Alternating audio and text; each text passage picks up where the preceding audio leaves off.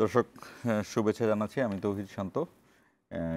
Zero আওয়ারে Ispahani Mirzapur zero আওয়ারে আজকের বিষয় জুলাই সনদ, গণভোটেই আস্থা।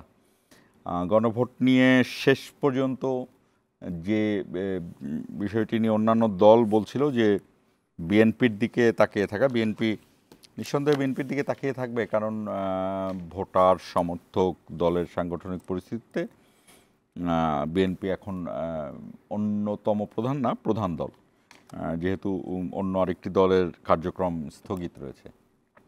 এই কারণে বিএনপির সিদ্ধান্তের উপরে অনেক কিছুই নির্ভর করে। এবং আরেকটি বিষয় বলা যায় যে লেজিটিমেসির জায়গা থেকে যদি আইনগত বৈধতার কথা ধরা হয়, এটিকে আমরা বলি যে অনেক সময় বিএনপি কিছু হ্যাঁ বলুক বা না বলুক, এটি আসলে ডিফ্যাক্টোভাবে মানে কার্যকর হয়ে যায়। ডিফ্যাক্টো মানে কার্যকরভাবেই বিএনপির নাকে আপনি না বললে আসলে সেটা সংবিধান সংশোধনের জায়গায় কতটুকু এগোনো যায়, বা হ্যাঁ বললে এটা অনেক দূরে গিয়ে যায়। এই জায়গাটি তো বলতে গেলে এটি ডিফেক্টো দর্শক। এই কারণেই ঠিক জুলাই সনদের এতদিনকার ঐক্যমত্য কমিশনে যে চা পানি বিস্কিট খেয়ে বাদাম খেয়ে যে আলোচনা, সেই আলোচনার কিন্তু দীর্ঘ সময় পার হয়েছে। এখন যেটা বলা যায় যে জুলাই সনদ বাস্তবায়ন হচ্ছে কি হচ্ছে না, সেটার চেয়েও বড় কথা একটি বাধার জায়গার থেকে অনেক দূর এগিয়ে আসা হয়েছে। এবং গতকালকে প্রথম সালাউদ্দিন আহমেদ, বিএনপি স্থায়ী কমিটির সদস্য, একটি ইঙ্গিত দিয়েছিলেন একটি প্রোগ্রামে। আজকে দেখা গেল তার এই ইঙ্গিতের পরে, আমি জানি না এটার সাথে কোনো মিল আছে কিনা কাকতালীয়ভাবে, আমাদের আজকের যে অতিথিরা রয়েছেন, চর্চা.com-এর সম্পাদক সোহরাব হাসান, আপনাকে স্বাগত জানাচ্ছি, এবং বিএনপির সাবেক সংসদ সদস্য এবং জাতীয় নির্বাহী কমিটির সদস্য ওয়াদুদ ভূঁইয়া, আপনাকেও স্বাগত জানাচ্ছি। সহসম্পাদক, কর্মসংস্থান বিষয়ের সহসম্পাদক, ওনারা হয়তো বা দর্শক আমাদেরকে বলবেন যে এটি কাকতালীয় কেন, যে গতকালকে বিএনপি গণভোটের কথা বিএনপির সিনিয়র নেতা একজন বললেন, আজকে দেখা গেল যে ঐক্যমত্য কমিশনের সবাই একমত। অবশ্য অন্য দলগুলো আগে থেকেই বলছিল, বিভিন্ন ফরম্যাটে তারা বলছিল। কেউ বলছিল গণপরিষদ, কেউ বলছিল গণভোট, কিন্তু আদতে শেষ বিচারে একই রকমের। আমরা অনুষ্ঠানটি শুরু করব, তবে তার আগে বরাবরের মতো শিরোনাম দেখে আসতে চাই। শিরোনামে আমাদের আজকে খাগড়াছড়ির বিষয়গুলোও আছে। আজকে ওয়াদুদ ভূঁইয়া আছে, ওয়াদুদ ভূঁইয়ার কাছে আমরা খাগড়াছড়ির বিষয়গুলোও হয়তো বা শেষ দিকে জানতে চাইব। আমরা শিরোনামটা দেখে আলোচনা শুরু করব। জুলাই সনদকে গ্রহণযোগ্য দলিলে পরিণত করার তাগিদ প্রধান উপদেষ্টার। গণভোটে আপত্তি নেই বিএনপির, জামায়াত এনসিপিও সম্মত। ফেব্রুয়ারির নির্বাচনে ইসিকে সহায়তা করবে জাতিসংঘ, বললেন গোয়েন লুইস। বাড়ছে রোহিঙ্গা সহায়তা। মানবতা বিরোধী অপরাধী দল হিসেবে আওয়ামী লীগের বিচারে তদন্ত শিগগিরই, জানিয়েছেন চিফ প্রসিকিউটর। কুষ্টিয়ায় হত্যায় হানিফ সহ 4 জনের বিরুদ্ধে অভিযোগ। খাগড়াছড়িতে সক্রিয় ছিল ফ্যাসিস্টরা, বললেন স্বরাষ্ট্র উপদেষ্টা। ধর্ষণের অভিযোগ তুলে পার্বত্য চট্টগ্রামকে অশান্ত করা এবং শারদীয় দুর্গাপূজার মণ্ডপে অসুরের মুখে দাড়ি লাগিয়ে সাম্প্রদায়িক সম্প্রীতি নষ্ট করার চক্রান্তে পেছনে ফ্যাসিস্টদের দোসরদের মদত রয়েছে, যা ইতিমধ্যে প্রতিমান হয়েছে। পাহাড়ে অশান্তির পেছনে দেশি বিদেশি চক্র, দাবি সিএইচটি সম্প্রীতি জোটের। এবং জাতীয় পরিচয়পত্রের তথ্য ভাণ্ডার প্রস্তুত, সংরক্ষণ ও নিরাপত্তা বিধান করবে এসি, এমন বিধান রেখে সংশোধিত অধ্যাদেশ জারি। দর্শক, শিরোনামগুলো শুনছিলেন। আমাদের অনুষ্ঠানটি বৈশাখী টেলিভিশনের পর্দার পাশাপাশি ফেসবুক এবং ইউটিউব পেজে সরাসরি সম্প্রচারিত হচ্ছে। আপনারা চাইলেই সেখানে কমেন্টের মাধ্যমে আমাদের অনুষ্ঠানে যোগ দিতে পারেন। আমি ওয়াদুদ ভাইয়ের কাছে তো আরও বিএনপির মনোভাব জানার জন্য, সৌরভ ভাই আপনার কাছে প্রথমে আসতে চাই। আমি জানি না যে এই কথাটা ঠিক হলো কিনা আমার শুরুতে বলা, যে গতকালকে আমরা প্রথম বিএনপির স্থায়ী কমিটির সদস্য সালাউদ্দিন আহমেদের কাছে এক ধরনের এনডিপির একটি প্রোগ্রামে তিনি বলছিলেন যে গণভোট হতে পারে, এবং আজকে দেখলাম যে মোটামুটি সেই দিকে ঐক্যমত চলে গেল। এখন আপনার এই জুলাই সনদ বাস্তবায়ন নিয়ে আপনি এখনকার এই আজকের ঐক্যমত্য কমিশনের বৈঠকের পরে আপনার পর্যবেক্ষণ কি? ধন্যবাদ আপনাকে এবং অদূত ভাইকে শুভেচ্ছা। বিষয়টি হচ্ছে যে জুলাই সনদ কেন? জুলাই সনদ হচ্ছে দেশকে গণতন্ত্রের অভিমুখে নিয়ে যাওয়ার জন্যে, একটা টেকসই গণতন্ত্র প্রতিষ্ঠার জন্যে, এবং সেজন্য নির্বাচন দরকার। সেই নির্বাচনটি কিভাবে হবে এটা নিয়েই কিন্তু জুলাই এই জাতীয় ঐকমত্য কমিশন মাসের পর মাস আলোচনা করেছে। আমি মনে করি যে আজকের বৈঠকের মধ্য দিয়ে এক ধরনের জট খুলেছে, প্রধান জট, প্রধান যে বাধা ছিল বাধাটা দূর হয়েছে। কারণ যদি এরকম অবস্থা এতদিন ছিল যে এক পক্ষ গণভোটের বিপক্ষে আর এক পক্ষ গণভোটের পক্ষে, তাহলে তো অচলাবস্থার অবসান হয় না। অচলাবস্থার অবসান মানে চূড়ান্ত পর্যায়ে আরও কোনো সমস্যা তৈরি হয় কিনা। তবে আজকের বৈঠকে মনে হয়েছে, বৈঠকের পরে বিএনপির স্থায়ী কমিটির সদস্য সালাউদ্দিন আহমদের বক্তব্যে, যে ভেতর থেকে সবারই তাগিদ যে একটা সমাধানে পৌঁছতে হবে। জুলাই এবং প্রধান উপদেষ্টা বলেছেন ফেব্রুয়ারির পর তার সরকার আর থাকবে না, নির্বাচিত সরকারের হাতে তারা ক্ষমতা দিয়ে যেতে চায়। এটি খুবই ইতিবাচক ঘটনা বলবো, যে আজকের বৈঠকের যে ফলাফল এবং ঐকমত্যের কাছাকাছি আসা। আর যেসব ছোটোখাটো বিষয়ে দ্বিমত বা ভিন্নমত আছে সেগুলো সমাধান হওয়া কঠিন হবে না। প্রশ্ন হচ্ছে যে গণভোটটা কখন হবে, এটা নিয়ে দ্বিমত আছে। এতদিন আমরা দেখে আসছি যে জাতীয় নাগরিক পার্টি, জামাত ইসলামী, তারা বলছিল যে জাতীয় নির্বাচনের দিনই গণভোট। বিএনপি বলছিল না, জাতীয় নির্বাচনের দিন কীভাবে গণভোট হয়। তো বিএনপি যখন এটা রাজি হলো, এখন আবার কেউ কেউ বলছে যে জামাত ইসলামী স্পেসিফিক্যালি বলছে আগে হতে হবে, নভেম্বরে হতে হবে। হ্যাঁ, নভেম্বরে হতে হবে। নভেম্বরে হওয়াটা দোষের কিছু না, কিন্তু তারাই যখন বললেন যে একই দিনে হতে হবে এবং বিএনপি রাজি হলেন, মানে এটা কি বিএনপিকে আরও মানে ঠেলে দেওয়া, যে আরও তাদেরকে ছাড় দিতে বাধ্য করা। বিএনপি কিন্তু অনেক ছাড় দিয়েছে, এটা স্বীকার করতে হবে। তাদের যে প্রথম দিকে যে অবস্থান ছিল সে অবস্থান থেকে অনেক সরে এসেছে, বরং কোনো দল সরে আসেনি। এখন এখানে একটা বিষয় হতে পারে, জামাত ইসলামের প্রধান দাবি যে আনুপাতিক হারে ভোট, সেই দাবিটা কিন্তু পিছনে পড়ে গেছে এবং তারা বলছে এটা রাজনৈতিক এজেন্ডা, এটা তাদের রাজনৈতিক দাবি। আর ফেব্রুয়ারিতে নির্বাচন হলে এটা আনুপাতিক রাজনৈতিক দাবি বলতে কি, এটা একটা রাজনৈতিক কৌশল না, একটা হচ্ছে এই যে মাঠে নামাটা হচ্ছে কৌশল। কারণ দাবিকে। তারা বর্তমান পদ্ধতি নির্বাচনের জন্য অন্য যে কোনো দলের চেয়ে বেশি প্রস্তুতি নিয়েছে, বেশি তারা কার্যক্রম বলে সম্ভাব্য প্রার্থী বাছাই সব ক্ষেত্রে তারা এগিয়ে আছে। আমি প্রথমত একটা লেখা লিখছিলাম যেটা আছে যে জামাত এগিয়ে বিএনপি কেন পিছিয়ে। নির্বাচনের প্রস্তুতির এটা জনপ্রিয়তার বিষয় নয় বা ভোটের বিষয় নয়, এবং এটা তো ঠিক জামাত ইসলামের অনেক দিন ধরেই কাজ করছে। এখানে অদূত ভাই আছেন, তিনি বলতে পারবেন যে তারা কিভাবে কাজ করে, তাদের নারী কর্মীরা কীভাবে কাজ করেন। বরং বলবো যে নির্বাচনের প্রস্তুতিতে বিএনপি জামাতকে অনুসরণ করছে। এখন বলছে যে অক্টোবরে তারা মোটামুটি সবুজ সংকেত দেবে। এই বিষয়টি নিয়ে আলাদাভাবে এই অনুষ্ঠানে কিছুক্ষণ পরে আমি জানতে যাব যে জামাতের এই বিষয়টি নিয়ে আমিও পড়েছি আপনার এই লেখাটি। আমি আরেকটু জানতে চাই যে এই যে পিআর পদ্ধতির কথা বলা হলো জামাত, এই যে আপনি নিজেই প্রশ্নটি তুললেন যে জামাত এখন বলছে যে এটি নভেম্বরে আসা উচিত।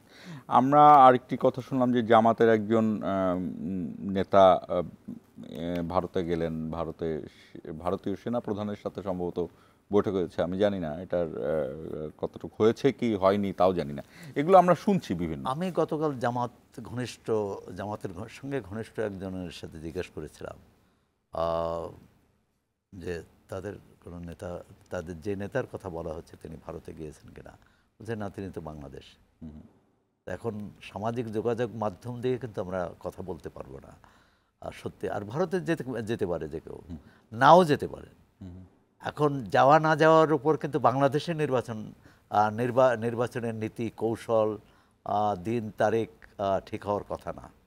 যদি সেটা হয় সেটা দুর্ভাগ্যজনক। আমরা তো সাবেক সরকারের বিরুদ্ধে এই অভিযোগ এনেছি যে তারা ভারতের অঙ্গুল হেলনে চলতো। আমরা তো তার থেকে বেরিয়ে আসতে চাই। বাংলাদেশ একটা স্বাধীন সার্বভৌম দেশ, তার যে কোনো সিদ্ধান্ত নেওয়ার ক্ষেত্রে স্বাধীন ইচ্ছাই প্রতিফলিত হবে এবং সেটা শুধু ভারত না, আমরা অন্য কোনো রাষ্ট্রেরও আজ্ঞাবহ হতে চাই না, সেটা যুক্তরাষ্ট্র হোক, চীন হোক, জাপান হোক, রাশিয়া হোক। কারণ বাংলাদেশ ভূ রাজনীতিতে একটা গুরুত্বপূর্ণ অবস্থান আছে, এটি কিন্তু রক্ষা করতে হবে। এবং বাংলাদেশ ভারসাম্য রক্ষা করে চলত পরাশক্তিগুলোর মধ্যে আঞ্চলিক শক্তিগুলোর মধ্যে, সেখানে কোনো দিকে যাতে হেলে না যায়, কারো প্রতি পক্ষপাত না বোঝায়, কারো প্রতি বৈরিতা না দেখানো হয়। সেক্ষেত্রে আমি আবারও আরেকটু কারণ আপনি এই বিষয়গুলো খুব গভীর পর্যবেক্ষণ করেন। জামায়াত ইসলামীর এই যে ডাকসু এবং জাকসু এই দুইটার যে নির্বাচনের পরে নিঃসন্দেহে জামায়াত ইসলামীর বেশ চিন্তা ভাবনাগুলো অনেক উজ্জীবিত হলো সারা দেশে। আপনার কি মনে হচ্ছে যে জামায়াত ইসলামী বাংলাদেশ স্বাধীন হওয়ার পরে এখন পর্যন্ত এই সময়টাই কি সবচেয়ে সুসময় পার করছে? সেই অর্থে যদি বলেন যে জামাত ইসলামের প্রতিষ্ঠার পর থেকে ভারতবর্ষের যে এখন তিনটি দেশ, এর আগে দুটি দেশ ছিল ৭১-এর আগে, হ্যাঁ, জামাত ইসলাম সবচেয়ে সুবিধাজনক অবস্থায় আছে। এবং সেটার জামাতের যে প্রতিপক্ষ, যারা বিভিন্ন জাতীয়তাবাদের নামে, যারা সমাজতন্ত্রের নামে বা যারা শোষণ মুক্তির নামে রাজনীতি করেছেন, তাদের ব্যর্থতার কারণে। এর অর্থ না যে জামাতের নীতি কৌশল, তাদের নীতি আদর্শ সবাই গ্রহণ করেছে। জামাত নিজেকে কিন্তু অনেকটা বদল করেছে, যেটি আওয়ামী লীগ বিএনপির মতো রাজনৈতিক দলগুলো নিজেকে বদলাতে পারেনি। সংস্কার, ভেতরের অভ্যন্তরীণ সংস্কার। যেমন দেখবেন ইদানিং জামাতের বক্তৃতা বিবৃতিতে লোগো পরিবর্তন, বক্তৃতা বিবৃতিতে ইসলামী শাসন, কোরআন সুন্নাহর আইন, এসব কথা কিন্তু তারা বলেন না। বরং জামাতের আমির বললেন যে ধর্মের ভিত্তিতে ভাগ চাই না, ধর্মের ভিত্তিতে আমরা বিভাজন চাই না। তাহলে ধর্মের নামে দলই হওয়া উচিত না। ধর্মের ভিত্তিতে বিভাজনের ভিত্তি হচ্ছে ধর্মীয় দল, যে এটা এই ধর্মের মানুষের স্বার্থ রক্ষা করবে। আরেকটি দল ওই ধর্মের মানুষের, যদি কোনো হিন্দু সম্প্রদায়ের কোনো দল থাকে যে সনাতনী পার্টি, যে তারা তাদের স্বার্থ রক্ষা করবে।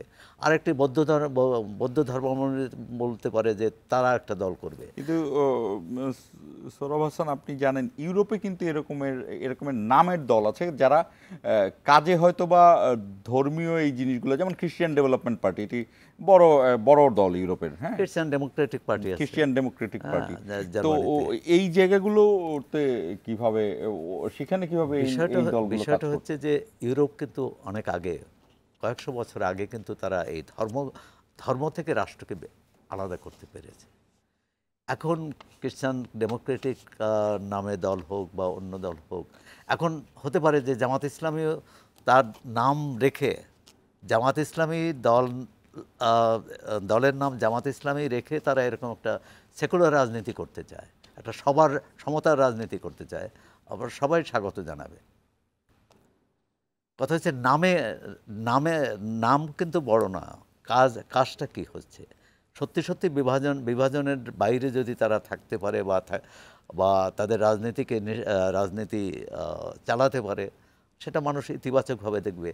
আর সম্প্রতি যে বিষয়টি অদূত ভাই বলছিলেন, বা আপনি বলছিলেন, অদূত ভাই তো এখনো বলেননি, এর আগে হচ্ছে ডাকসু জাকসুতে ইসলামী ছাত্র শিবির ইসলামের কোনো কথা বলেনি, তাদের নীতি আদর্শের, তাদের যে গঠনতন্ত্রের কথা বলেনি। তারা অন্য কিছু বলেই সাধারণ শিক্ষার্থীদের মন জয় করার চেষ্টা করেছে এবং সেখানে সফল হয়েছে। এবং সেখানেও বলবো যে ছাত্রদলের ব্যর্থতা। ছাত্রদল 15 বছর অত্যাচার নিপীড়নের শিকার হয়েছে, কিন্তু গত 13 মাস তো তার সময় পেয়েছে। 13 মাস কিন্তু কম সময় না। আমরা পরে জানলাম যে 4 থেকে 5টি গ্রুপ সেখানে কাজ করেছে, বিভিন্নভাবে তাদের প্রার্থী অনেক পরে দিয়েছে। আমরা ওয়াদুদ ভূঁইয়া নিশ্চয়ই এই বিষয়ে জানেন, কিন্তু আমরা ওয়াদুদ ভাইয়ের কাছে আসতে চাই। গণভোটের যে বিষয়টি আজকে শেষ পর্যন্ত মীমাংসিত হলো, এখন পর্যন্ত আমরা যেটি দেখলাম, সোহরাব হাসান নিজে বলছিলেন যে বিএনপি অনেক ছাড় দিয়েছে, বিএনপি বলছে, এবং আসলে আক্ষরিক অর্থেও দেখা যাচ্ছে যে বিএনপির একদম ডে ওয়ানের যে অবস্থান, আজকে এসে সেই অবস্থান থেকে বিএনপির জায়গা থেকে অনেকটা ছাড় আসলে বিএনপি দিয়েছে। এর মধ্যে প্রধানমন্ত্রীর 2বারের যে অংশগ্রহণ করা, এই সব কিছু মিলিয়ে, তো আপনারা সবই করছেন পরে কেন, দেরিতে করছেন কেন? আপনাদের কি এগুলো নিয়ে রিসার্চ হচ্ছে না, নাকি আপনারা আগে ভাবছেন না, নাকি কোনো একটা চাপে, আপনারাও কি চাপে আছেন নাকি? বিএনপি বড় দল, তাদের কি কোনো চাপ আছে কিনা তাদের পেছনে? চাপের কোনো দেশ চাপ দিচ্ছে নাকি? চাপের বিষয় না, বিষয় হলো আমাদের কোনো দেশের চাপ না, আভ্যন্তরীণ বিষয়। যে জামাত ইসলাম যে আভ্যন্তরীণ গোলযোগ সৃষ্টি করে নির্বাচনটাকে বন্ডুল করে আওয়ামী লীগের পারপাস সার্ভ করতে যাচ্ছে, সেই জায়গায় আমরা একটু চিন্তা ভাবনা করে কথা বলতে হচ্ছে। তারা স্বাধীনতা যুদ্ধের ভূমিকা নিয়ে ক্ষমাও স্বীকার চাইল না, দুঃখও প্রকাশ করলো না। এখন মসনদে যাওয়ার জন্য তারা নানা রকম ফন্দি ফিকির করছে, একবার ফিয়ার, একবার আমরা নির্বাচন বর্জন, আরেকবার গণভোট আগে, গণভোট চাই, নানা অজুহাত সৃষ্টি করছে, যার জন্য বিএনপি খুব ভারসাম্য রেখে চিন্তা ভাবনা করে কথা বলছে দেখে আপনাদের কাছে মনে হচ্ছে বিএনপি একটু শেষের দিকে সম্মত হচ্ছে। যেমন ধরুন, এখনও সম্মত হওয়ার পরেও তো জামাত আরেকটা ইস্যু তৈরি করছে। বিএনপি বলছে যে হ্যাঁ গণভোট হতে পারে, আমরা সমর্থন করি। আগেও যদি আমরা গণভোটের বাইরে ছিলাম, একদম বাইরে ছিলাম না, আমরা আগে চাইছি গণভোটটা পরে হোক। গণ অভ্যুত্থানের যে স্পিড, সেটাকে রক্ষা করে ছাত্র জনতার গণ অভ্যুত্থানে ফ্যাসিস্ট বিদায় করার পরে আমরা যে গণতন্ত্রের উত্তরণের যে প্রক্রিয়া, সেই জাতীয় নির্বাচন, সংসদ নির্বাচন করার পরে পরবর্তী পার্লামেন্টে আপনি জামাত গেলে, এনসিপি গেলে, যে যান, বিএনপি গেলে, তারাই সিদ্ধান্ত নেবে কোন বিষয়ে গণভোট হওয়া দরকার, কোন বিষয়ে সংবিধানে সংযুক্ত হওয়া দরকার না দরকার, তাদের উপর ছেড়ে দেন। অতএব তাছাড়াও যদি গণভোট করতে হয় তাহলে সংবিধানের পরে, জাতীয় নির্বাচনের পরে করুন। আমরা এটাতে ছিলাম। এখন যেহেতু তারা নানাভাবে নির্বাচনকে ভণ্ডুল করার ষড়যন্ত্রে লিপ্ত হয়েছে, আমরা বুঝতে পারছি। এই যে ভাই বললেন না, উনি তো বিখ্যাত একজন ব্যক্তি, প্রথম আলোতে প্রচুর লেখেন, ভালো লেখেন, বাংলাদেশের একজন বুদ্ধিজীবী বলা যায় ওনাকে, আমরা শ্রদ্ধা করি। তিনিও তো বললেন যে কি চাচ্ছে, কি হচ্ছে গণভোটে, আমরা কেন ইয়ে করছি। যেমন আজকে বিএনপি বলল, আমরা বলছি যে হ্যাঁ ঠিক আছে, আপনারা যেহেতু এত ঝামেলা করছেন, গণভোট ওকে, তবে একই দিন গণভোট এবং জাতীয় নির্বাচন হতে হবে। একই দিনে 2টা ব্যালট পেপার যাবে। তো একই দিনে 2টা ব্যালট পেপার গেলে এমপি কাকে চাই সেটাও দিলেন, আর গণভোটের যে ডিমান্ড কি চান, এটাকে একটা প্যাকেজ আকারে করে হ্যাঁ অথবা না, ভোটাররা ওই ব্যালট পেপারে হ্যাঁ অথবা নাতে চিহ্ন দিল, সিল দিল, তাহলে হয়ে গেল। আর তা না হলে আমি যে ওনারা যে এরপরে এই সম্মতি হওয়ার পরে ওরা এখন বলতেছে নভেম্বর ডিসেম্বরের মধ্যেই গণভোট করতে হবে। আপনার 1800 কোটি টাকা আমাদের নির্বাচনের জন্য প্রস্তাব করেছে দরকার। তাহলে গণভোট করতে গেলে তো একই প্রিসাইডিং অফিসার, পুলিং অফিসার, নিরাপত্তা বাহিনী, মানে ভোটের বাক্স, ব্যালট পেপার ইত্যাদি একই জিনিস করতে হবে। একই জিনিস করতে গেলে আমাদের আরও 1800 কোটি টাকা দরকার। 1800 কোটি, তাহলে আমাদের অর্থনৈতিক অবস্থা কোন জায়গায় আছে? আমরা কি এট এ টাইম 2টা ভোট করে এত টাকা খরচ করার অবস্থা আছি? অতএব আমাদের দেশে অর্থনৈতিক চিন্তা করতে হবে। আর আমাদের মূল স্পিরিটটা কি? ছাত্র জনতা তো রক্তক্ষয়, ত্যাগের অর্থ কি? আমরা গুম খুন শিকার হয়ে এখনও আমরা ইলিয়াস আলীকে পাইনি। এই ত্যাগের অর্থ কি? অর্থ হলো স্পিরিট ছিল যে আমরা একটা স্বৈরতান্ত্রিক ফ্যাসিস্টকে বিদায় করে একটা গণতান্ত্রিক পদ্ধতিতে উত্তীর্ণ হওয়া। সেই জায়গায় না গিয়ে এখন পিয়ার কি বাংলাদেশের মানুষ বুঝে? এত সুযোগ আছে। আর আমি না দেখে পিয়ারে ভোট দেব, আপনাকে আমি ভোট দিলাম, মানে দিলাম না, আপনি আমার খাগড়াছড়ির গিয়ে এমপি হয়ে গেলেন। তো এবং সেখানে আপনারা বলছেন যে দলগুলোর মধ্যে গণতান্ত্রিক চর্চা নাই। এই পিয়ার করলে দলগুলো কিন্তু বরঞ্চ স্বৈরাচার হয়ে যাচ্ছে। দলগুলো ডিসাইড করবে রংপুরের এমপি কে হবে ভোটের পার্সেন্টেজের অনুযায়ী। তাহলে দলকে আপনি অনেক বেশি স্বৈরতান্ত্রিক পাওয়ার দিয়ে দিচ্ছেন না? তারা সেটাও করছে, তারা গণভোট নিয়ে করছে, তারা এরপরে নানা অজুহাত করছে। এতে করে আমরা বুঝতেছি যে তারা আওয়ামী লীগের পারপাস সার্ভ করছে। আমাদের কথা হলো, যদি গণভোট করতে হয় একই দিনে, অথবা আমাদের দুটো প্রস্তাব আছে, অথবা সংসদ নির্বাচনের পরে গণভোট হবে। এই ব্যাপারে আমরা ঐক্যমত্যে আসতে পারি, দস্তখত করতে পারি, ঐক্যমত্য কমিশনের কাছে অঙ্গীকারবদ্ধ হতে পারি। অনেকে বলেন যে আপনাদের একটা উইংও আওয়ামী লীগের ভোটারকে আকৃষ্ট করার জন্য অথবা ভারতকে বা আওয়ামী লীগের সাথে এক ধরনের, এটা আমি পজিটিভ নেগেটিভ বলছি না, এই কারণে আপনারা যেমন রুবিন ফারহানার বক্তব্য, আপনাদের সালাউদ্দিন আহমেদের বিভিন্ন সময়ের বক্তব্য, আপনারাও টেকনিক্যালি সেই জায়গাটাতে এগিয়ে আগে দেখছেন মানুষের চিন্তা ভাবনা, তারপর কোন দিকে বাতাস সেই দিকে যাচ্ছেন। জনগণ কি চায় সেদিকে তো আমরা যাবই। মেজরিটির পক্ষে তো আমরা সবসময় থাকবো। মেজরিটি কী ভাবছে, মেজরিটি চিন্তা ভাবনা কী। যেমন ধরুন, মেজরিটি গণ অভ্যুত্থানের পক্ষে ছিল, একটা স্পিড ছিল। আজকে 1 বছরে জনগণের সেই প্রত্যাশা বিলীন হয়ে গেছে। এখন কিন্তু যে জনগণের জনমত যে কোনো সময় সুইং করতে পারে, জনমত সুইং করতে পারে। তাহলে জনমত যদি সুইং করে, আমি এই সরকার চাই না, এই অন্তর্বর্তীকালীন সরকারই মানি না, আমি আমার আশা পূরণ হয়নি, তাহলে কি দাঁড়ালো? আবার আওয়ামী লীগ রিএভেলেট হয়ে গেল, চলে আসলো। তাহলে জনমতের দিকে আমাদেরকে তাকিয়ে কথা বলতে হবে, কাজ করতে হবে। জনমত কিন্তু এক জায়গায় দাঁড়িয়ে থাকে না। 15 বছর জনমত শেখ হাসিনার ইনডাইরেক্টলি মৌনতায় সম্মতির লক্ষণ এভাবে ছিল। যখন দেখছে দেওয়ালে ফিট থেকে গেছে, কিন্তু জনমত সুইং করছে, করেই কিন্তু এই বিপ্লবটা হয়েছে। জনমত কি আওয়ামী লীগের পক্ষে যাচ্ছে বলে মনে হচ্ছে? আমি সেটা বলছি না, একটা উদাহরণ দিচ্ছি। জনমত ধরেন আমাদের ইন্টেরিয়াম গভর্নমেন্টকে চাইলো না, ধাক্কা দিল, তাহলে কি দাঁড়ালো? এদের ভিত্তি কোথায়? এদের আইনগত ভিত্তি কোথায়? এদের এক্সিটের উপায় কি? যদিও নাহিদ কালকে বলছে, এনসিপি নাহিদ, যে অ্যাডভাইজারদের মধ্যে কয়েকজন, আমরা এটি নিয়ে আলাদা আলোচনা করব। ছোট্ট একটা বিরতি নিতে হচ্ছে আমাদেরকে। দর্শক আমাদের সঙ্গেই থাকুন, 1 মিনিট পরে ফিরছি।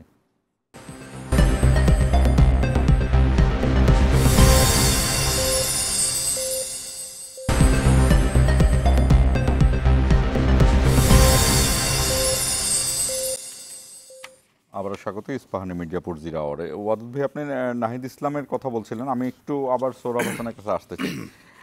দুটো বিষয় নেই, যেটা ওয়াদুদ ভুইয়াকে আমি এইভাবে জানতে চাইনি, আপনার কাছে জানতে চাচ্ছি, ওয়াদুদ ভুইয়াও বলবেন। এক হলো, আওয়ামী লীগ কি ফিরছে? আমাদের কাঁধে এই ধরনের এক ধরনের জুজুর ভয়, যেমন ধরেন এরকমের একটা জুজুর ভয়ের লাইন আমি বলতে পারি যে আওয়ামী লীগ যদি না থাকে তাহলে বিএনপি জামাত 5 লক্ষ মানুষ মেরে ফেলবে। আমি জানি না আপনি এটা কখনো শুনেছেন কিনা। আমি এরকম একটা জুজুর ভয় আমরা গত 15-17 বছরে শুনেছি। এখন আবার আওয়ামী লীগ ফিরছে, এই আওয়ামী লীগ আসলো। আর একটা জিনিস, সেটা হলো যে জাতীয় পার্টি, জাতীয় পার্টির অবস্থান কি, কি হওয়া উচিত, কি হওয়া উচিত না। আসলে যেটা আমরা একটা সুযোগ হারিয়েছি বলবো, জুলাই অভ্যুত্থানের পর একটা খুবই সংক্ষিপ্ত সময়ে অন্তর্বর্তী সরকার হওয়া উচিত ছিল। এমনকি ওই বছর ডিসেম্বরের মধ্যে নির্বাচন হতে পারত। তাহলে যে জনমত, যে ঐক্যের যে প্রতিচ্ছবি থাকতো, সেটা অনেকটা ভেঙে গেছে। অনৈক্য তৈরি হয়েছে এই আন্দোলনে অংশগ্রহণের রাজনৈতিক দলগুলোর মধ্যে, এবং সেটা একটা ভোটের হিসাব নিকেশ, কে ক্ষমতায় যাবে, কে যাবে না। আর আওয়ামী লীগ যেহেতু মাঠে নেই, অন্যদের ধারণা হয়েছে যে বিএনপি তো ক্ষমতায় যাবে, তো বিএনপি ক্ষমতায় গেলে আমরা কি করলাম, আমরা কি পেলাম, এরকম একটা ধারণা আছে। মানে ওইসব দলের নেতাদের কথায়ও ফুটে ওঠে।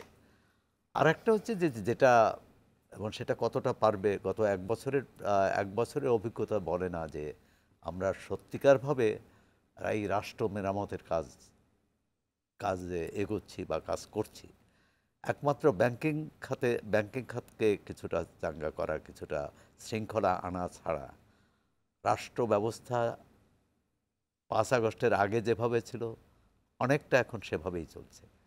এর একটা উদাহরণ, যেমন অদত ভাই বললেন যে আওয়ামী লীগের সঙ্গে আওয়ামী লীগকে আনার জন্য জামাত ষড়যন্ত্র করছে। আবার জামাতের পক্ষ থেকেও কিন্তু একই ধরনের অভিযোগ যে বিএনপি আওয়ামী লীগকে পুনর্গঠিত করতেছে। এখন এটা হলো একমাত্র ফেব্রুয়ারির নির্বাচন। এখন ফেব্রুয়ারির নির্বাচন তো রাজনৈতিক দলও করে না। দুটি অভিযোগের মধ্যে কিন্তু কমন একটা কথা আছে, যে বিএনপি বলছে যে জামাত আওয়ামী লীগকে আনতে যাচ্ছে, জামাত বলছে যে বিএনপি আওয়ামী লীগকে আওয়ামী লীগকে আনতে চাচ্ছে, এটা কিন্তু কমন। আচ্ছা, আরেকটি ব্যাপার হচ্ছে প্রধান উপদেষ্টাও কিন্তু এই কথাটি বলেছেন।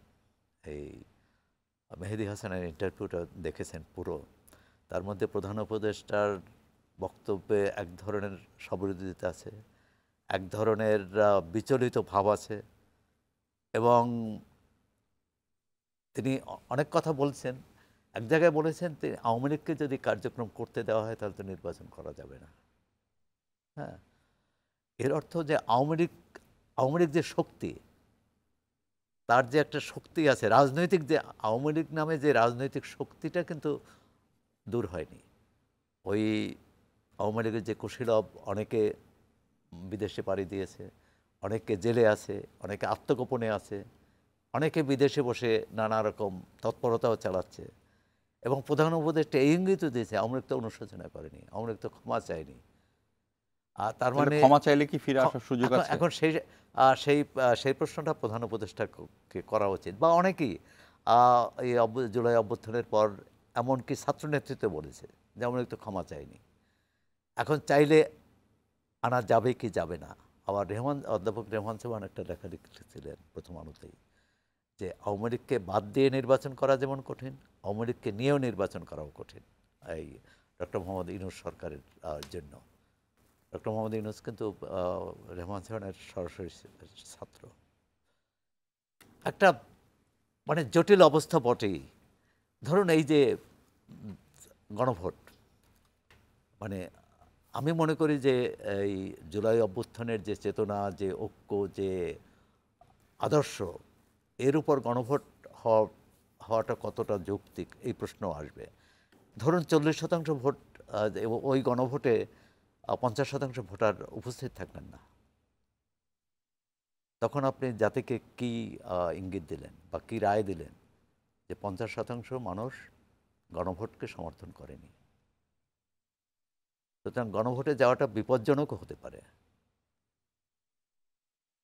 যদি দেয় তো। এবং এটা তো জিয়াউর রহমান এবং এরশাদের সময় যে গণভোট হয়েছে, আর 50% যদি অংশগ্রহণ করে না দেয়, না ভোট দেয়, না ভোট দেবে না, কারণ এটা হচ্ছে এমন যে যারা যাবে তারা হা ভোটই দেবেন। হ্যাঁ, কিন্তু যদি 50% উপস্থিত না থাকে আর না থাকেন ভোটার, সেটা কিন্তু একটা বড় প্রশ্ন।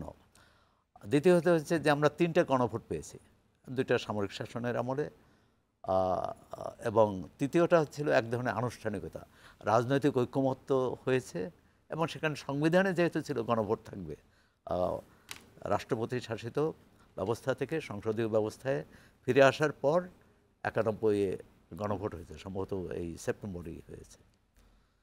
এখন এই প্রশ্নগুলো আর রাজনৈতিক প্রশ্নগুলো সব কিছু আইন, ভোট এ দিয়েও সমাধান হয় না, এর একটা রাজনৈতিক সমাধান দরকার। এই যে রাজনৈতিক দলগুলো কাছাকাছি আসছে, আমি তো মনে করি এটাও গণভোট। জাতীয় পার্টির ক্ষেত্রে কি মানে জাতীয় পার্টি এখন সেই প্রশ্নটা আসছে, আমি কোন পর্যন্ত আমরা স্বৈরাচারের দোষর নেব? কেউ তো বলতে পারে যারা 2018-তে নির্বাচনে অংশ নেয়নি, তারা বলতে পারে 2018 যারা নির্বাচনে অংশ নিয়েছে তারা সবাই দোষর। ইসলামী শাসনতন্ত্র আন্দোলন, ইসলামী শাসনতন্ত্র আন্দোলন তো বরিশাল সিটি কর্পোরেশন নির্বাচন পর্যন্ত সব নির্বাচনে অংশ নিয়েছে আওয়ামী লীগ সরকারের মধ্যে। আচ্ছা, আমরা শেখ হাসিনার বন্দনার জন্যে, তার স্তুতির জন্যে সাংবাদিকদের অভিযুক্ত করি, সাংবাদিকদের বিরুদ্ধে 266 জন সাংবাদিকের বিরুদ্ধে হত্যা ও হত্যা চেষ্টা মামলা হয়েছে তো। কিন্তু যারা শেখ হাসিনাকে কওমি জননী উপাধি দিয়েছেন, তারা কি স্বৈরাচারের দোষর হবে না? মানে আপনি কোথায় নিয়ে যাবেন? আপনি জাতিকে বিনির্মাণ করতে চান না বিভাজিত করতে চান? যদি বিনির্মাণ করতে চান তাহলে এক ধরনের ঐকমত্যে আসতে হবে, যেটা দক্ষিণ এই আফ্রিকা এই অ্যাকোমোডেশনটা হবে কি হবে আসলে? দক্ষিণ আফ্রিকা ম্যান্ডেলা করেছিলেন। হবে কি হলে সবারই সম্মতি হতে হবে। যারা অপরাধ করেছে তাদের অনুশোচনা করতে হবে, ক্ষমা চাইতে হবে, এবং গুরুতর অপরাধ, হত্যা, নিপীড়ন এর কি বলে এর বিচার হতে হবে। আর দল হিসাবে নিষিদ্ধ করে সেটি ফল ভালো দেবে কি দেবে না, এটা একটা বড় প্রশ্ন। আর যেমন আওয়ামী লীগ আমলে জামাত ইসলামীকে নিষিদ্ধ করা হয়েছিল শেষ মুহূর্তে। আচ্ছা, আমার একটা প্রশ্ন আছে, মুসলিম লীগ কি নিষিদ্ধ বাংলাদেশে? না, মুসলিম লীগ নিষিদ্ধ না। কিন্তু মুসলিম লীগের কার্যক্রম আছে? কার্যক্রম নাই। মুসলিম লীগ যারা করতেন তারা মারা গেছেন, এবং মুসলিম লীগ নামে কিন্তু দল আছে। হ্যাঁ, নিবন্ধিত আছে। না, এটা আমি জানতে চাইলাম, নিশ্চয়ই আপনি বুঝতে পারলেন যে আসলে কার্যক্রম নিষিদ্ধ করে কতটা কি করা হ্যাঁ, যায়? সেটাই। মুসলিম লীগ কার্যক্রম নিষিদ্ধ নয়, বা এখনো পর্যন্ত এখন বোধহয় প্রায় 46টা না কয়টা দল, বা আরো বেশি নিবন্ধিত দল। এই নিবন্ধনের বাইরে মুসলিম লীগেরও তো নিবন্ধন আছে, হ্যাঁ, তাদের তো নির্বাচন নিবন্ধন আছে। আবার ধরেন আপনি একটা দলকে, যেমন আওয়ামী লীগ আমলে জামাত ইসলামীকে নিষিদ্ধ করা হলো, কিন্তু তার তো একটা সমর্থক আছে, সমর্থক গোষ্ঠীকে তো আপনি নিষিদ্ধ করতে পারবেন না। জি, ওয়াদ ভাই, আপনার কাছে একই ধরনের, আপনার কি মনে হয় আওয়ামী লীগ কি আসছে? আওয়ামী লীগ কি আসছে? আর জাতীয় পার্টির কি অবস্থান? আওয়ামী লীগ আসার সুযোগ নাই। যদি জামাত যে সমস্ত মানে দাবি দেওয়ার প্রেক্ষিতে একটা অস্থিতিশীল পরিস্থিতি করার চেষ্টা করছে, নির্বাচনকে বন্ডুল করার চেষ্টা করছে, এরকম একটা প্রেক্ষাপট হলে কিন্তু অটোমেটিক্যালি আসবে না, আওয়ামী লীগকে আসার একটা স্পেস হয়ে যায়। আওয়ামী লীগ তো এই ঘটনার রিটালিয়েশন হতে পারে ওদের, বা অনুশোচনা করতে পারে, যেটি সোহরাব হাসান আমি ধরলাম অনুশোচনা না করুক বা করুক, ক্ষমা টমা চাইতে পারে। না চাইলো না। জামাত ইসলাম কি স্বাধীনতা যুদ্ধের ব্যাপারে ক্ষমা চাইছে? তারা এখন আছে না? জামাত ইসলামকে এই পর্যন্ত 3বার নিষিদ্ধ করা হয়েছে না, আওয়ামী লীগ একবার, এর আগে 2বার। তো সেই জামাত ইসলাম এখন আবার কার্যক্রম করছে না। তারা তো এখন ওভার অ্যাক্সেস ভূমিকা প্লে করার চেষ্টা করতেছে, হাইপ তোলার চেষ্টা করতেছে। তত আওয়ামী লীগ ক্ষমা চাইলো কি চাইলো না সেটা না, আমি আর আপনি আমরা যদি এখন মানে এরকম একটা পরিস্থিতি সৃষ্টি করি, অনাকাঙ্ক্ষিত পরিস্থিতি সৃষ্টি করি, তাহলে তো আওয়ামী লীগ অটোমেটিক্যালি একটা মানে স্পেস পেয়ে যাচ্ছে ঢুকার জন্য। আওয়ামী লীগকে তো ওয়েলকাম করে আনতে হবে না। তারপরে এই ইন্টারিম গভর্নমেন্ট তো ইলিগেল হয়ে যাবে। যদি ফেব্রুয়ারিতে নির্বাচন না করা যায়, সেই প্রশ্ন তো যে সৌরভ ভাই যেটা বললেন, যে আপনার যে আল জাজিরার সাংবাদিক মেহেদী হাসান কাছে যে সাক্ষাৎকার উনি দিয়েছেন, আমার মতটা এরকম, সৌরভ ভাই তো ওনার মতো বলছে যে উনি হয়তো ইনডাইরেক্টলি একটা থ্রেট করেছে, ডক্টর ইউনূস থ্রেট করেছে, তোমরা যদি ফেব্রুয়ারির নির্বাচন নিয়ে বাড়াবাড়ি করো, আমি কিন্তু আওয়ামী লীগকে ছেড়ে দেবো, আওয়ামী লীগকে ছেড়ে দেবো, তারপর আওয়ামী লীগ এসে তোমাদেরকে কচুকাটা করবে। অতএব তোমরা নির্বাচন নিয়ে ফেব্রুয়ারি নিয়ে বাড়াবাড়ি করো না।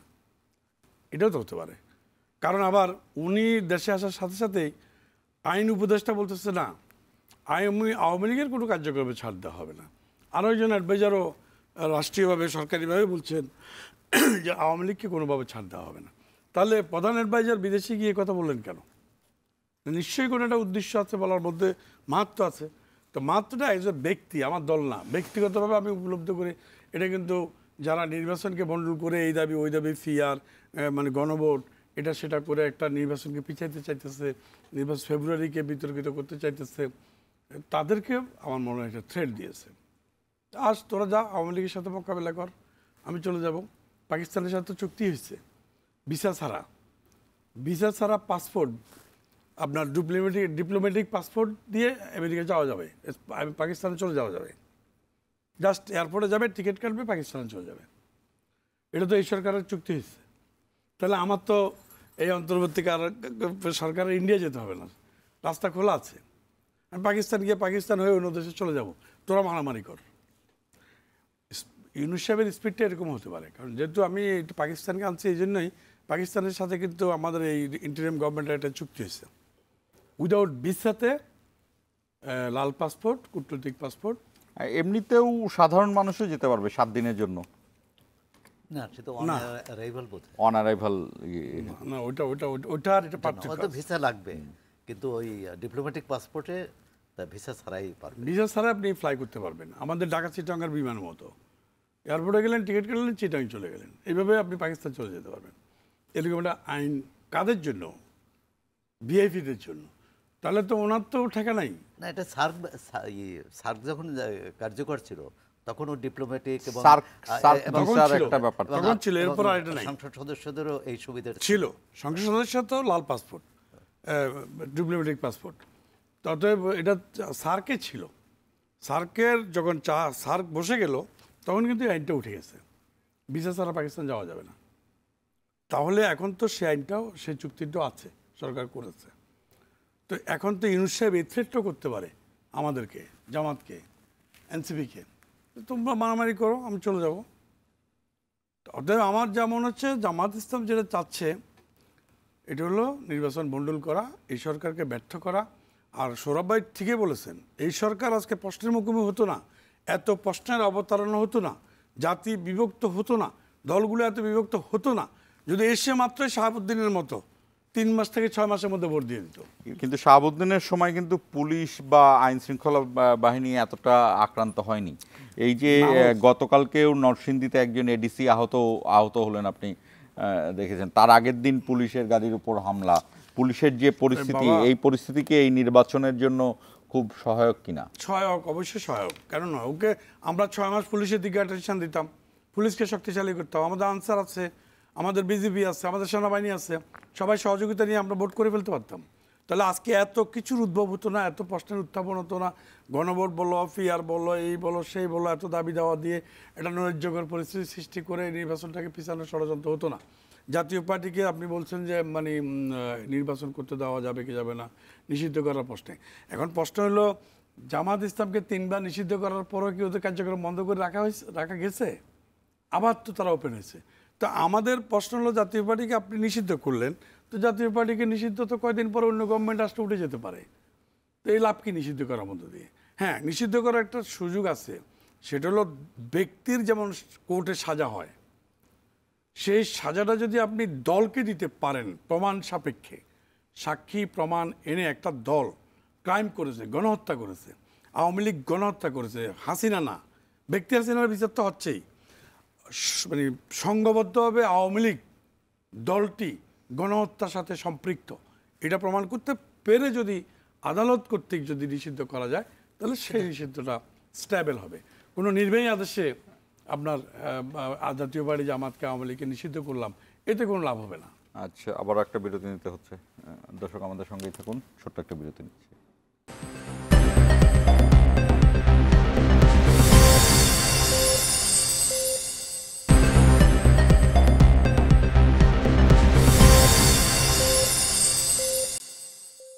আবার স্বাগত ইসলামী মির্জাপুর জিরা আওয়ারে। সোহরাব হোসেন, আপনি শুরুতেই বলছিলেন নাহিদ ইসলামের কথা, উপদেষ্টা নাহিদ ইসলাম, সাবেক উপদেষ্টা। উনি বেশ কয়েকটি কথা বলেছেন, কয়েকজন উপদেষ্টার উপর আস্থা রেখে তারা প্রতারিত হয়েছে, তারপর উপদেষ্টারা এক ধরনের সেফ এক্সিট খুঁজে নিয়েছেন, এই একটা বিষয়। আরেকটি বিষয়, এবি পার্টির মুজিবুর রহমান মঞ্জু বলেছেন যে উনিও এই যেটি ওয়াদুদ ভুইয়া বললেন যে প্রধান উপদেষ্টা এক ধরনের মনে হয় ভয় দেখিয়েছেন আওয়ামী লীগের কথা, সেরকম এবি পার্টির প্রধান বলেছেন যে আরেকটি গণ অভ্যুত্থান হলে কিন্তু 7টা হেলিকপ্টার লাগবে। আর হলো এই যে বিষয়গুলোর মধ্যে থেকে আসলে আগামী নির্বাচন হবে কি হবে না, এই বিষয়ের যে সংশয়, সেইটার সাথে আজকের গণভোটের যে ঐক্যমত, এগুলোর কোনো যোগসাজশ আছে কিনা? না, সংশয় কাটানোর জন্যই তো ঐকমত্য। এতদিন সংশয় ছিল, সন্দেহ ছিল এ কারণে যে জাতীয় রাজনৈতিক দলগুলো ঐকমত্যে আসতে পারছে না। আমি মনে করি যে এখন নির্বাচন নিয়ে সংশয় অনেকটাই কেটে গেছে বা কেটে গেল। এখন এরপর রাজনৈতিক দলগুলোর, আমি প্রথমেই বলছিলাম যে ভিতর থেকে একটা তাগিদ যে নির্বাচন না হলে এই বিপদ শুধু অন্তর্বর্তী সরকারের হবে না, রাজনৈতিক দলগুলোরও হবে। জনগণের কাছে তো তাদের যেতে হবে, সেটা ফেব্রুয়ারিতে হোক বা তার পরবর্তীকালে। জনগণের কাছে তারা কী বলবে? দেখুন, আজকে রাজনৈতিক দলগুলো এই বলে সংবিধানের দাড়ি কমা নিয়ে বা জুলাই সনদের কি থাকবে বা কি থাকবে চুলচেরা বিশ্লেষণে চুলচেরা বিশ্লেষণ নিয়ে যে সময় নষ্ট করছে বা সময় ক্ষেপণ করছেন, নষ্ট না ক্ষেপণ করছেন, তখন দেশের সার্বিক অবস্থা কী, অর্থনীতির অবস্থা কী, বিনিয়োগের অবস্থা কী, আপনার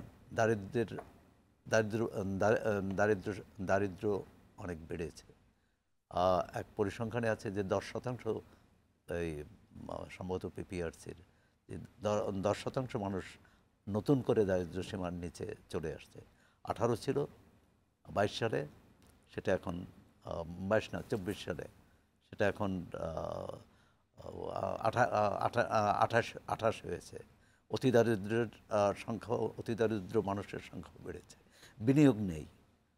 আপনি এই বৈষম্যবিরোধী আন্দোলন গড়ে উঠেছিল, এর সূচনা হয়েছিল কিন্তু কোটার দাবিতে, কোটা প্রত্যাহারের দাবিতে।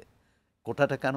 যে মেধার ভিত্তিতে চাকরি দিতে হবে, কারণ বাংলাদেশ চাকরির বাজার অত্যন্ত সংকুচিত।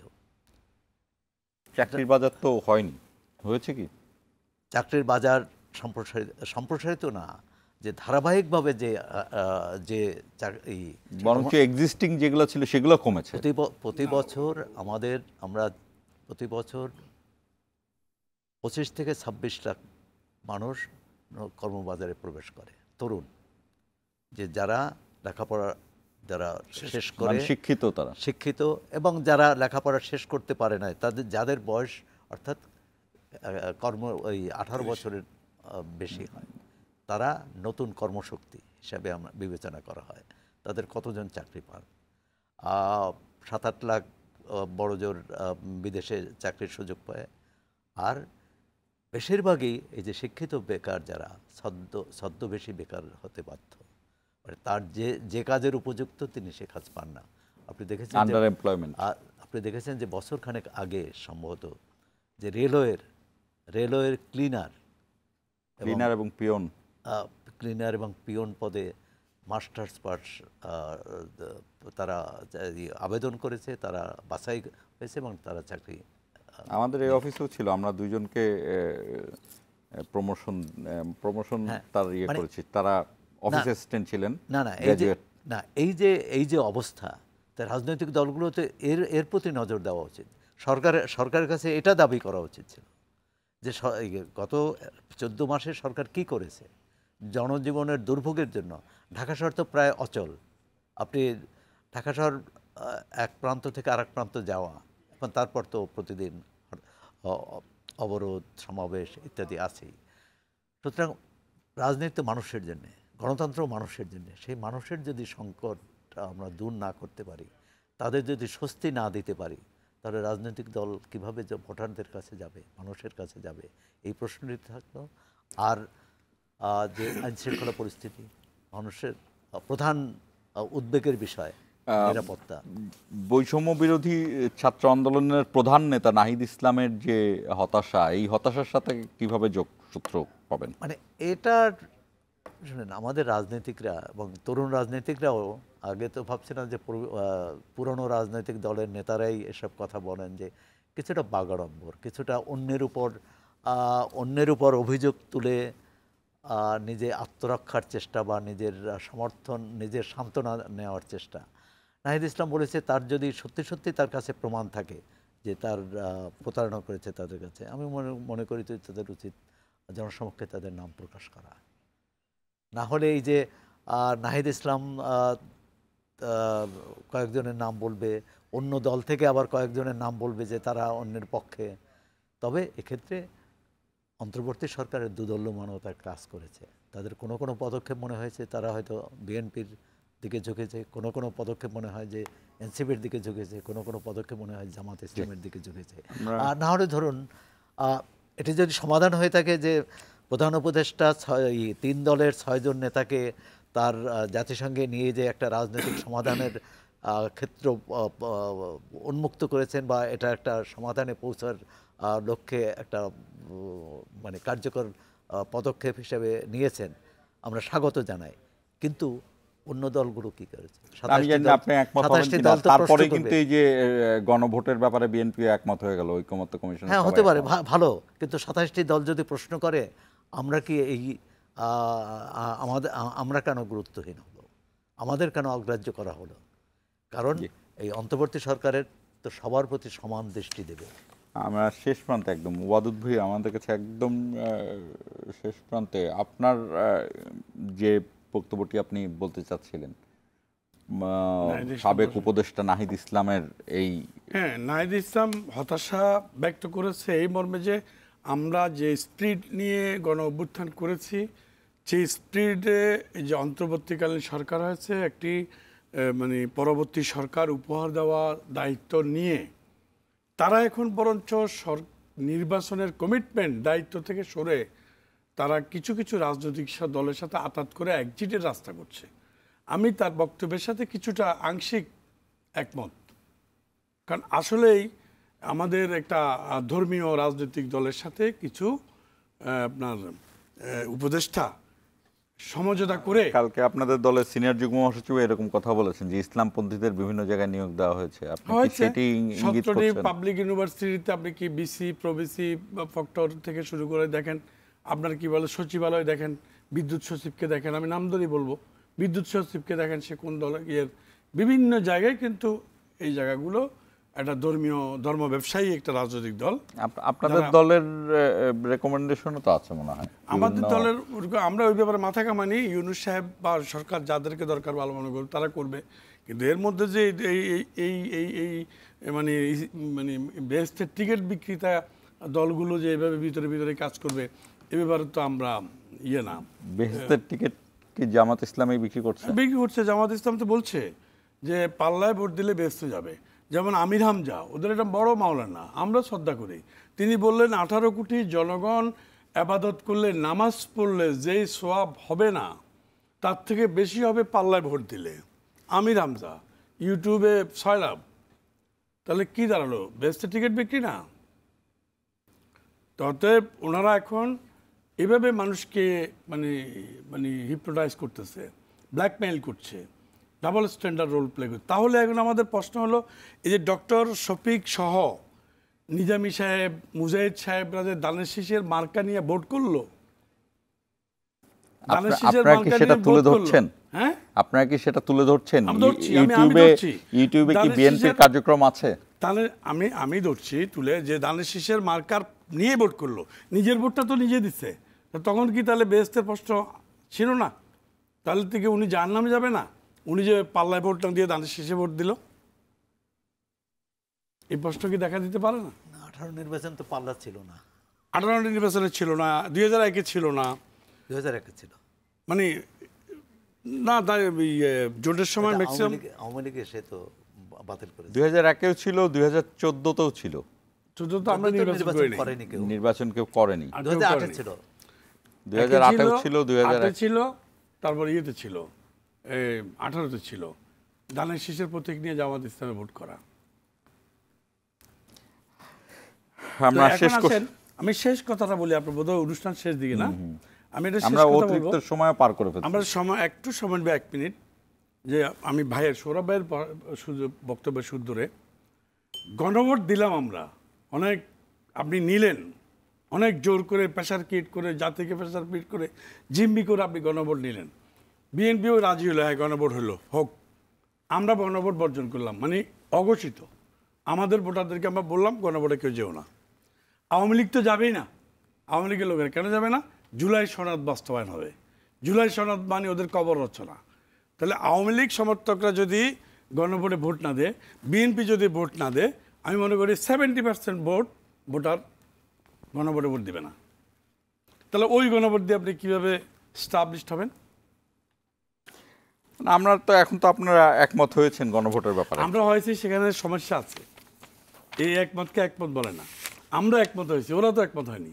আমরা বলছি একই দিন, সংসদ নির্বাচনের দিন গণভোট হবে, একই টাকা খরচ, অথবা এটাও অথবা এর পরে এটাও কোনো ইউরোপ ট্যুরে হয়তো এটাও একমত হয়ে যাবে। না, এটা একমত হবে। জামাত হলেও আমাদের সাথে আপত্তি নেই, অন্য দলগুলো যদি এই পয়েন্টে একমত হয় আমাদের সাথে আপত্তি নেই, কিন্তু আমরা কোনোভাবে জাতীয় নির্বাচনের আগে গণভোট মানব না, চাই না। আমরা সময় শেষ। ধন্যবাদ সোহরাব হোসেন, ধন্যবাদ মদুদ ভুইয়া। দর্শক, আমরা শেষ করছি। অতিরিক্ত সময়ের বেশি অনুষ্ঠান করেছি। একটি কথাই বলে যাই, যে সেটি হলো যে যদি এরকম জাতিসংঘের ট্যুরে বাংলাদেশের নির্বাচনের পক্ষে ঐক্যমত সৃষ্টি হয়, তাহলে সেটি খুব খারাপ কি খুব ভালো সেটি নিয়ে কোনো প্রশ্ন রাখতে চাই না।